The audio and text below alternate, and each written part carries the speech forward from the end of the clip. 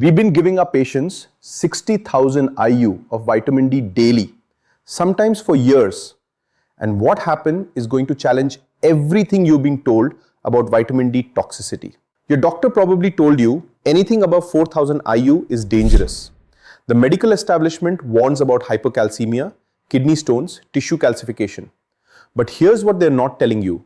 In over 7 years of clinical practice, monitoring thousands of patients taking these doses, tracking their blood work meticulously, we've seen 0 cases of vitamin D toxicity.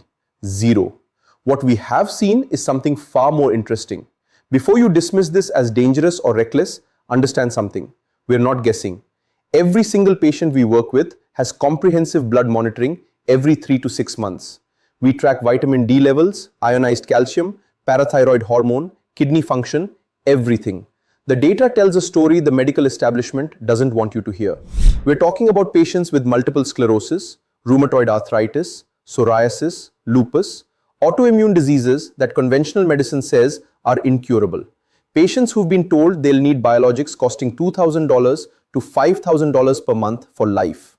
Patients on steroids, immunosuppressants, disease-modifying drugs, each one pushing them 50 steps backward in health. And many of them are now in complete remission. So let's talk about what actually happens when you give someone 60,000 IU of vitamin D daily. The number one concern we hear, won't that cause toxic calcium levels?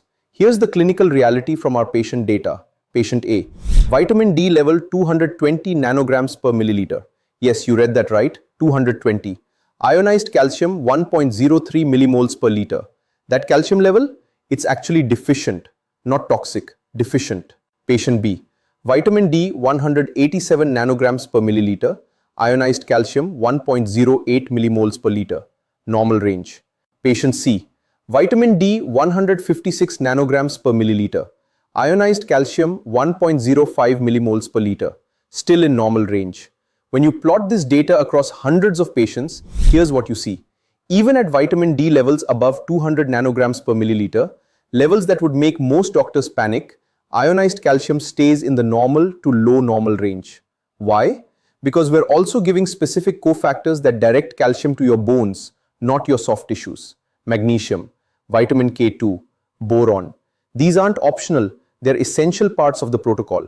The hypercalcemia myth is based on giving isolated vitamin D without cofactors. That's not what we do. And that's why we're not seeing toxicity. But here's where it gets interesting. This isn't new information. In 1928, a researcher named Dr. Steck published a 9-year study, 773 humans, 63 dogs, testing vitamin D at doses of 20,000 IU per kilogram of body weight. Let me put that in perspective. For a 70 kilogram person, that's 1.4 million IU. The conclusion of the study? The burden of proof has shifted to those claiming high-dose vitamin D is dangerous. One researcher in the study took 3 million IU daily for 15 days. No adverse effects. Now, we are not recommending 3 million IU. But here's our question. Why was this research completely ignored by the medical establishment? Want to know something even more fascinating? In the 1920s, the average person was getting 20 to 25 milligrams of vitamin D daily. That's 800,000 to 1 million IU from sun exposure plus dietary sources. And guess what happened? Hospitals were virtually empty. The medical establishment's response? They started warning that vitamin D was toxic above 400 IU, and hospitals immediately filled back up. We'll let you draw your own conclusions about why that happened. So why do our patients need 60,000 IU, sometimes multiple times per week? Because they have what's called vitamin D resistance. See, vitamin D isn't actually a vitamin. It's a steroid hormone that controls 2,700 genes in your body. And just like some people have insulin resistance, people with autoimmune diseases have vitamin D resistance. Here's what creates that resistance. First, chronic infections, viral, bacterial, parasitic, fungal, usually a combination. These infections create biofilms in your gut that actively block vitamin D absorption. Second, genetic polymorphisms in your vitamin D receptors. Your cells can't convert vitamin D to its active form efficiently. Third, metabolic syndrome. Years of insulin resistance, inflammation, nutrient deficiencies have damaged your cellular machinery. Let us show you what this looks like in real life. Patient comes to us with rheumatoid arthritis. Blood work shows vitamin D 18 nanograms per milliliter, severely deficient. Parathyroid hormone 89 picograms per milliliter. Elevated, this signals D3 resistance. Eosinophils 6.2%, parasitic infection. Fasting insulin 14 micro international units per milliliter, insulin resistance. Triglycerides 187 milligrams per deciliter, metabolic dysfunction. This person isn't just low in vitamin D, their entire metabolic and immune system is malfunctioning. Their gut is full of biofilms. Their cells are resistant to vitamin D even if we give it. Standard dose of 2000 to 4000 IU, that's not even going to touch this level of dysfunction. 60,000 IU 3 times per week. Now we are starting to see movement. So what actually happens when we do this protocol correctly? Let us walk you through a typical case. Patient with multiple sclerosis. Month 0. Baseline.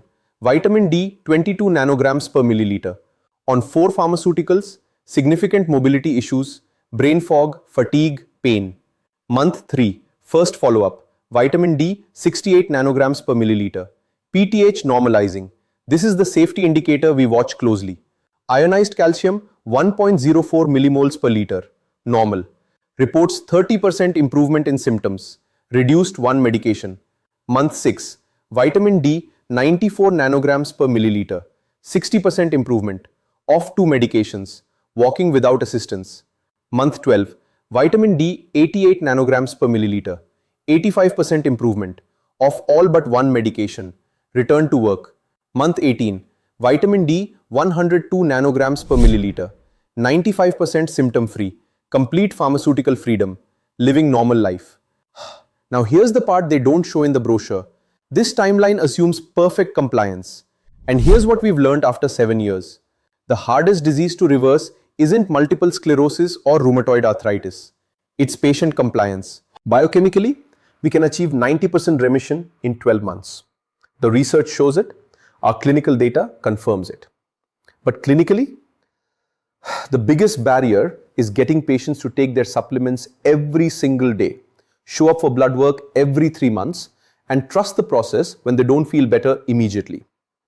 Some patients have cognitive impairment from fungal or parasitic infections, literal brain fog that impairs decision making.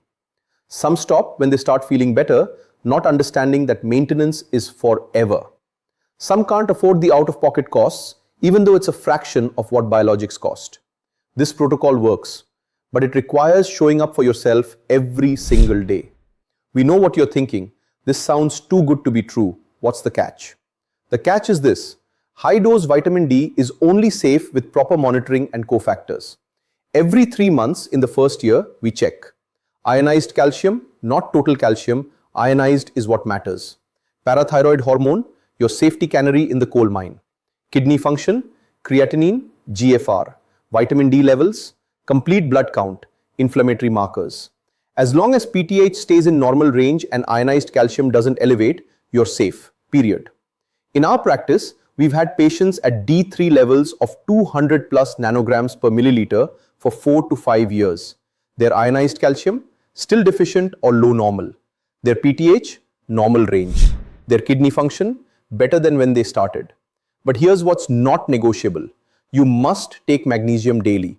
400 to 800 milligrams of magnesium glycinate every single day. Magnesium is required at every step of vitamin D metabolism. Without it, you run into problems. You must take vitamin K2 MK7, 100 micrograms daily. This directs calcium to your bones, not your arteries. You must take a complete B complex mineral balance formula, omega-3s, and absorption enhancers like TUDCA and betaine HCl. This isn't vitamin D therapy, this is ecosystem restoration. Every piece matters. Let's talk about money because this matters. Phase 1, months 0 to 4, supplements about 9,000 rupees per month, roughly 110 US dollars. Lab work every 3 months, 5,000 rupees, that's 60 US dollars. Phase 2 to 3, months 4 to 18. Supplements 6,000 to 7,000 rupees per month, 70 to 85 US dollars. Lab work every 3 to 4 months, 5,000 rupees. Phase 4, lifetime maintenance. Supplements 4,500 rupees per month, 55 US dollars. Lab work every 6 months, 5,000 rupees. Compare that to biologics. $2,000 to $5,000 per month in the US, forever, with potential side effects including serious infections and cancers. This protocol was designed from the ground up to be accessible to people at all economic levels. That was intentional because healthcare shouldn't just be for the wealthy. So let us come back to where we started. We give our patients 60,000 IU of vitamin D daily, sometimes for years. What actually happened? Of all my RA medications for the first time in 8 years, my psoriasis is 95% cleared. I can wear short sleeves again. My A1C went from 7.6 to 5.9 in 7 months. My doctor couldn't believe it. I got my life back. The medical establishment will tell you this is dangerous. They'll cite outdated research on vitamin D toxicity. They'll show you case reports of people who took massive doses of vitamin D without cofactors and without monitoring. But they won't show you this data. They won't show you the thousands of patients achieving remission. They won't show you the 1928 Steck Report that proved safety decades ago. Why? We'll let you figure that out. If you're dealing with an autoimmune disease, metabolic syndrome, or chronic inflammation, and conventional medicine has told you you'll need pharmaceuticals for life, you deserve to know that another path exists. It's not easy. It requires commitment, compliance, and proper medical supervision. But for thousands of patients, it's the path to remission. If you found this valuable, hit that subscribe button. We break down complex medical topics backed by clinical data and real patient outcomes. Drop a comment below. What's your vitamin D level? Have you ever been told high dose D3 is dangerous? See you in the next one.